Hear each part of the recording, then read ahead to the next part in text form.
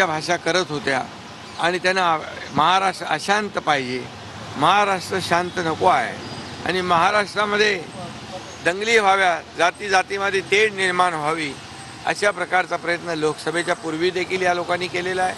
परंतु महाराष्ट्रातली जनता सुज्ञ आहे, संयमी आहे आणि म्हणून राज्य सरकार देखील कायदा आणि सुव्यवस्था अबाधित राखण्यासाठी काम करते.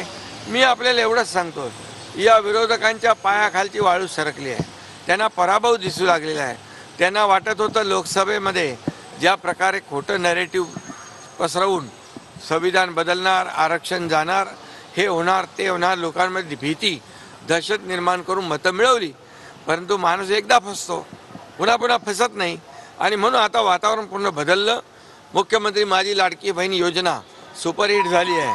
गावागावात, शहरात शहरात, खेड्यापाड्यावर मुख्यमंत्री माझी लाडकी बहीण योजना पोचली आहे.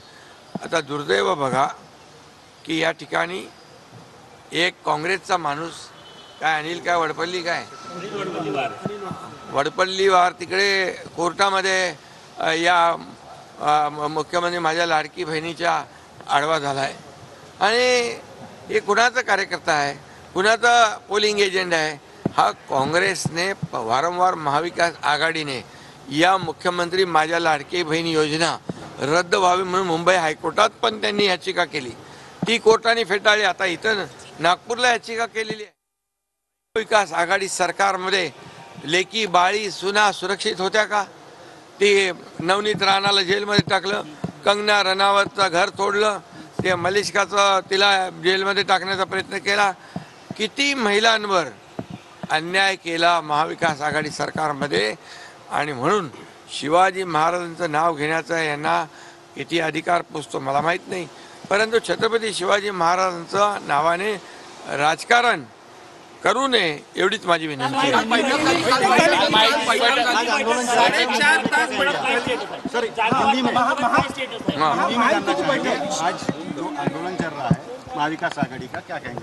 देखिए, ये आंदोलन जो है ये छत्रपति शिवाजी महाराज जी के जो प्रतिमा है वो दुर्घटनाग्रस्त हुई.